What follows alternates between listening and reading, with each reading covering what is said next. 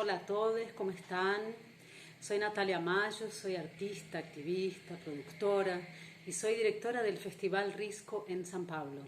También formo parte del colectivo Outburst Américas, una red de artistas, productores, festivales de arte queer. Nací en Argentina y vivo en Brasil desde hace 25 años. Tengo 45 años, soy latina, cisgénera, bisexual y soy madre.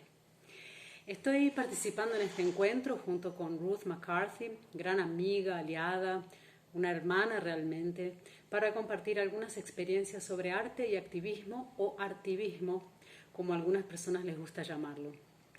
A mí me gusta más tratar arte y activismo separadamente en mi discurso, pero tengo total conciencia de que caminan juntos y en mi vida uno no existe sin el otro. Ya hace muchos años que actúo en la cultura con muchos proyectos, todos muy diferentes y en múltiples lenguajes.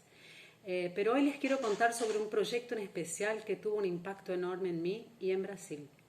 Se trata de la obra de teatro El Evangelio según Jesús, Reina del Cielo, escrita por la dramaturga británica Jo Clifford y que yo traduje y dirigí en sus versiones en portugués y en español. Esta es Jo Clifford, actriz y autora de la obra. Vale la pena investigar su trabajo y conocer sus casi 100 obras de teatro realizadas. Bueno, la obra imagina cómo sería el regreso de Jesús si ocurriera hoy en día en el cuerpo de una travesti. Sí, el tema puede parecer polémico, pero la obra en sí no es un manifiesto antirreligión o una chacota, todo lo contrario. Habla justamente de un gran malentendido que hace que la religión se use para excluir y no para religar o para unir su sentido esencial. La obra es muy contundente al corporificar a Jesús en el cuerpo de aquellas personas que son las más excluidas y abandonadas en nuestra sociedad, aquellas cuyas vidas importan menos. Creo que es importante contarles que en Brasil es el país que más mata transgéneros en todo el mundo, que la expectativa de vida de una persona trans en Brasil es de 35 años y la primera causa de muerte es el asesinato, la segunda el suicidio.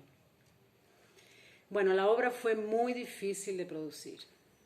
Nadie quería arriesgarse a hablar de este tema. Pero una productora de San Pablo que se llama Corpo Rastreado, comprometida con el arte y la política, decidió ayudarme y arriesgarse junto a mí en esta aventura. Junto conmigo estaba Renata Carvalho, la actriz que invité para el proyecto. Es una actriz increíble, activista de la causa trans y también voluntaria en iniciativas de salud y prevención para su comunidad. En esta foto estoy con Renata dialogando con el público después de nuestro primer ensayo abierto. Renata fue seleccionada a través de una convocatoria exclusiva para personas trans. Desde el principio fue crucial entender que en el centro de este proyecto tenía que haber una persona trans, que la obra jamás podría ser interpretada por un artista cisgénero. La producción y el equipo creativo, mayoritariamente cisgénero, tenía que proporcionar los recursos y el ambiente seguro necesario para que Renata pudiera ensayar y sostenerse económicamente recibiendo un pago justo por su trabajo. Convivir con ella nos permitió entender su experiencia social y cómo era importante que su voz fuera central en toda la comunicación del proyecto. Luego invitamos a personas trans para trabajar en la producción y siempre ofrecimos entrada gratuita para la comunidad. También usamos la visibilidad de la obra para promover organizaciones y colectivos trans, así como para recaudar fondos y atraer aliados para la causa. De esta manera evitamos recaer en la práctica equivocada y desafortunadamente muy común de una apropiación indebida de la narrativa o de un extractivismo cultural, en el que se utiliza la experiencia y muchas veces el sufrimiento de grupos minorizados en iniciativas que no los benefician en nada. Es nuestro deber educar tanto artistas como productores y programadores sobre esta cuestión extremadamente importante. De esto se trata la representatividad. La obra estrenó en un festival internacional y fue un éxito. Pero en esa ocasión también nos dimos cuenta de que no sería fácil presentarla. enfrentamos el boicot de algunos grupos religiosos y el apoyo, un gran apoyo de otros, amenazas de grupos políticos ultraconservadores e inclusive amenazas de muerte. La actriz tuvo que ir del camerino al escenario con escolta policial. Aquí vemos a Renata como Jesús contando la historia de la mujer adúltera que está por ser apedreada. Y esto era solo el principio. En 4 años desde su estreno, la obra se transformó en un éxito de público y crítica, recibiendo inúmeros mensajes de cariño, apoyo, agradecimiento. La obra llegó a los principales festivales internacionales de teatro en Brasil y viajó a Alemania, Escocia y Cabo Verde. Se hizo una puesta en Uruguay, se estrenó una versión en español con la actriz Fabiana Fine en el Festival Internacional de Teatro de Buenos Aires. Esta es Fabiana Fine, la actriz uruguaya que interpreta a Jesús en la versión en español. Al mismo tiempo surgieron más y más amenazas y boicots. A la transfobia social estructural se le sumó que el poder político se encontraba y se encuentra en manos de grupos ultraconservadores, contrarios a la libertad de expresión y a una idea de diversidad igualitaria. Se empezó a realizar una cruzada política contra la obra, una caza a las brujas. Aquí vemos al intendente de Río de Janeiro cancelando un festival para que la obra no se pueda presentar.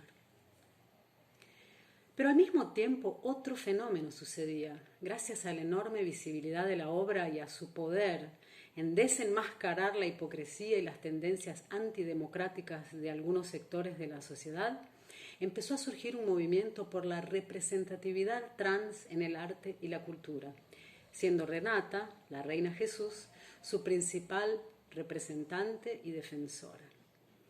Las organizaciones culturales, algunas instancias del gobierno, los teatros, los festivales, todo el sector cultural se dio cuenta de que no era un espacio de igualdad de oportunidades.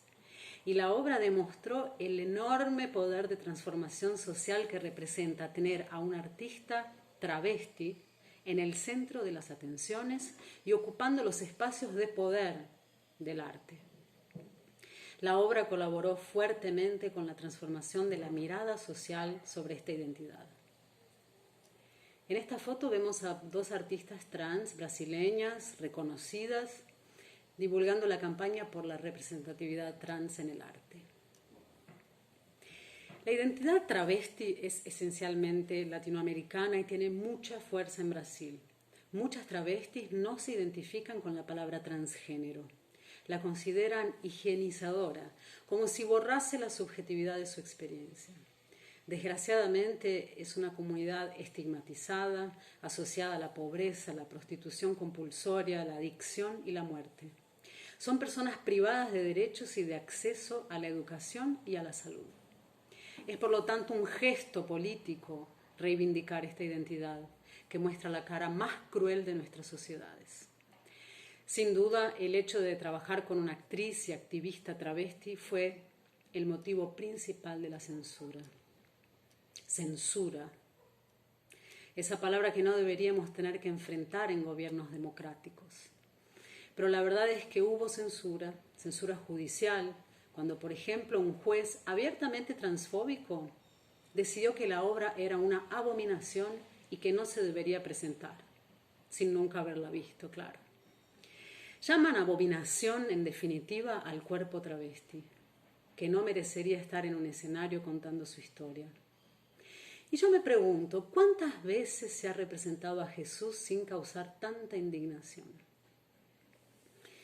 Es importante decir que hubo justicia y que todos los intentos de prohibición fracasaron en las instancias jurídicas, desmoralizando a los censores y abriendo importantes precedentes jurídicos para evitar nuevos casos de censura.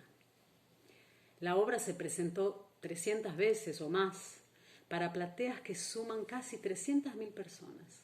Sirvió como dispositivo para discusiones en instancias legislativas y colaboró con la aprobación de leyes para la comunidad trans como un todo.